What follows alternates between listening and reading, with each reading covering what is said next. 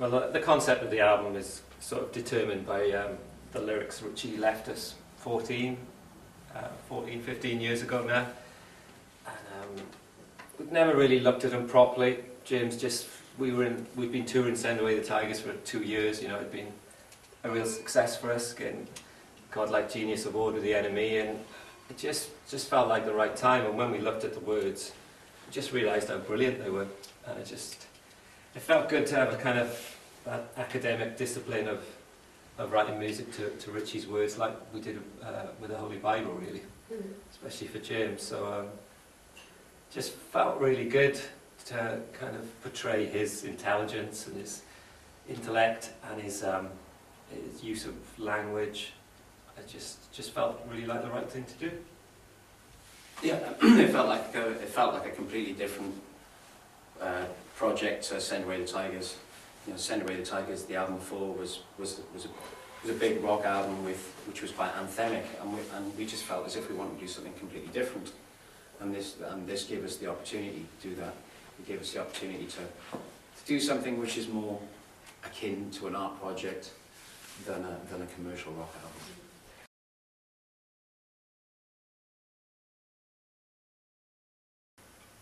I mean, I feel like the lyrics do always, according to James, determine, you know, the kind of musical landscape, and it is something of a time capsule. I do feel it like that. It's a pre-digital. You know, Richie never even had a mobile phone. He never had a computer. He used to carry a typewriter around with him in his bag, a mobile typewriter, which was like, the idea that it was mobile is just hilarious. So that's why we recorded with Steve Albini in an analog studio onto tape. So all those things, I think the lyrics resonate something deeper.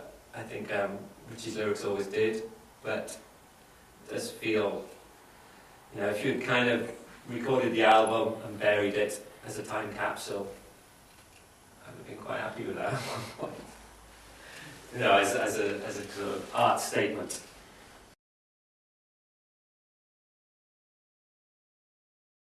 Well, I've known John since 1993. He used to work in the record industry. He also used to be in a band called the Wishing Stones, which I owned a couple of records by.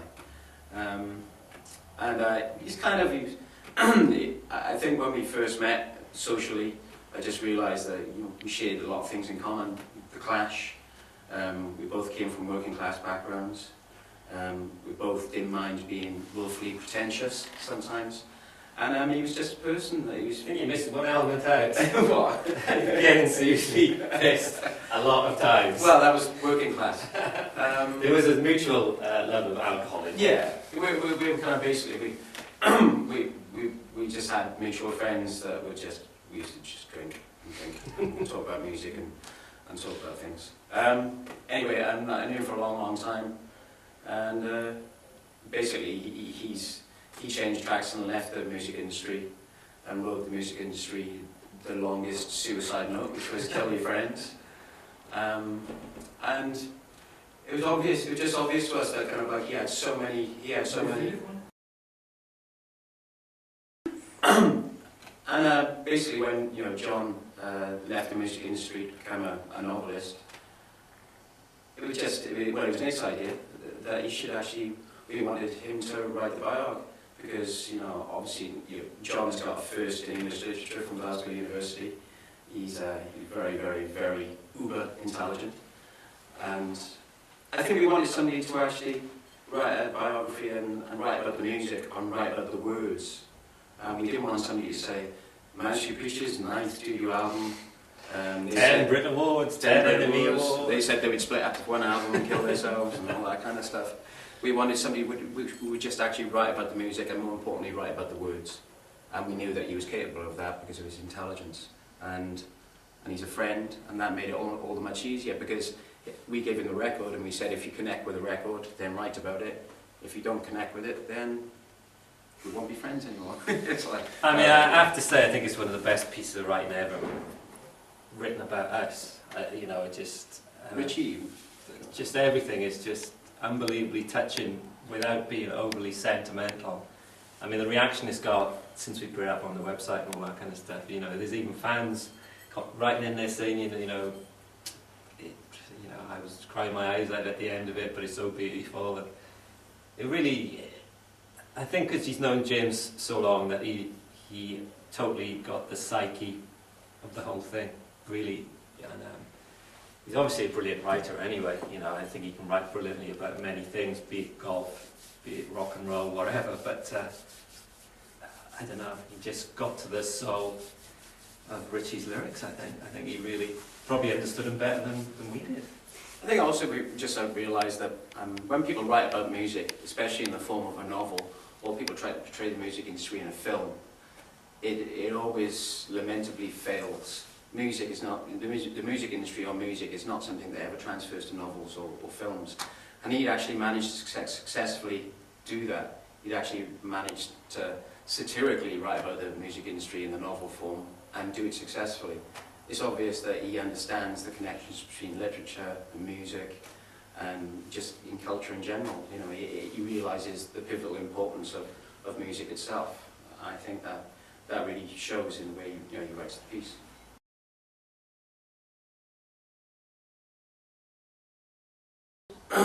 We chose Steve Albini because I think we wanted to try and preserve the purity of the songs when we wrote them. And we kind of, in a way, we want to react to the lyrics, which are obviously Richie's, and we want that interaction between us and him to be untouched. We didn't want a producer to come in and have too many ideas and to try and rearrange songs, or to even say that perhaps the lyrics were too complicated or they weren't easy to sing. We didn't want a producer doing any of those things, which they always do.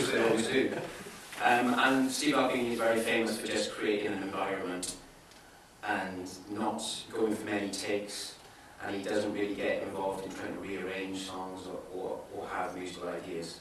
For him, it's just all about the discipline of getting the sonics of the studio situation right, and then the band perhaps should sound, as good as they can be. So I think it was just the fails.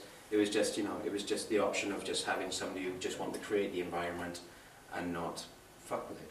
I think the other sort of determinant thing was in utero, really, that it was the same year, I think, as the Holy Bible. It was that kind of cataclysmic year in rock music of darkness and depression, but the actual sonic brilliance of In Utero, certain elements we definitely wanted to capture that.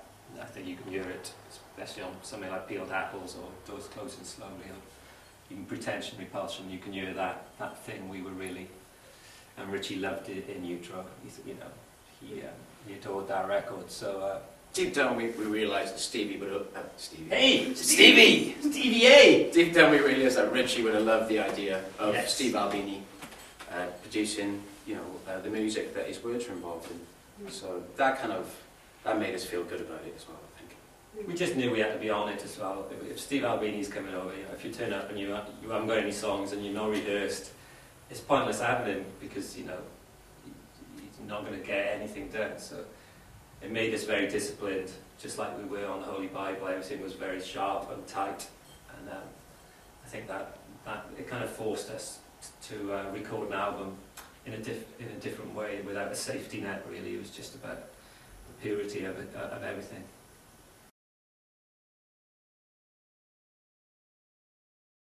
I've never seen or heard.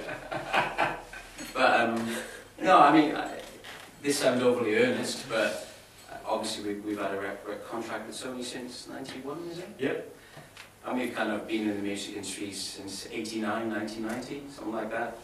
And I do get a strange kick of realising that we've survived one of the most brutal industries in the world. I mean, it is a vicious industry in terms of backbiting and infighting and just general skullduggery. So I do get a kick out of realising that we've survived it for a long time. I think the changes we've witnessed are truly cataclysmic. It just nothing bears any relation really to where we started. Nothing. Just nothing. Especially as as you get older and you try to painfully keep up with everything, sometimes you just realise that the basis of everything is great words and great music, as long as kind of...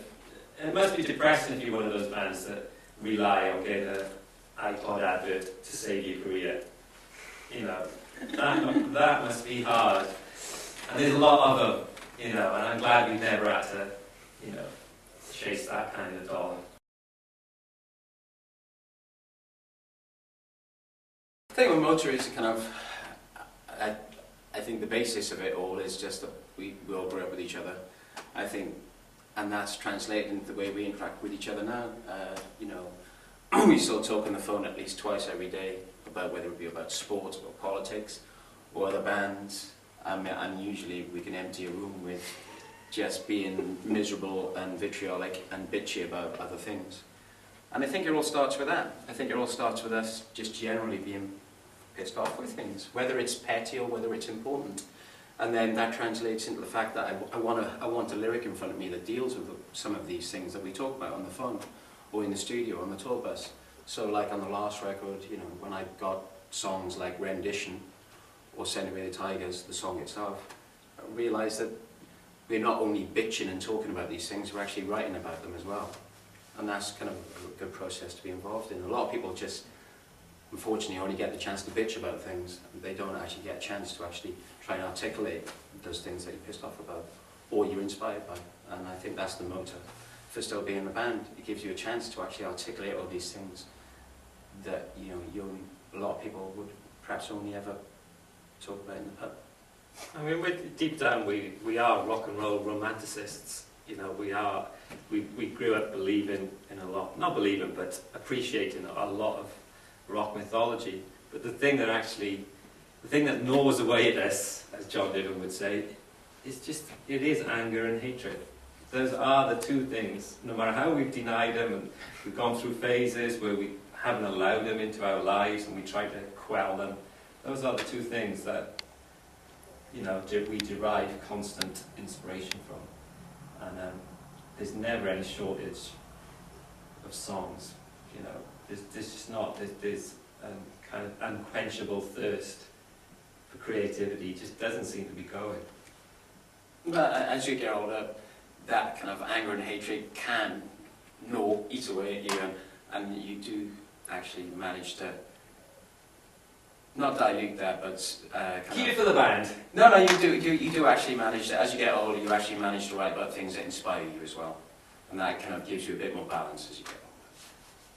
Just like that. No, it's true. It is true, but we no matter how much we deny it, there's been This Is My Truth was completely serene and calm and all that kind of stuff, and then within 2 weeks, it all turned to shit. Yeah. It's just the way we are. If you embrace what kind of drives you, then it's a bit easier to use in a positive way.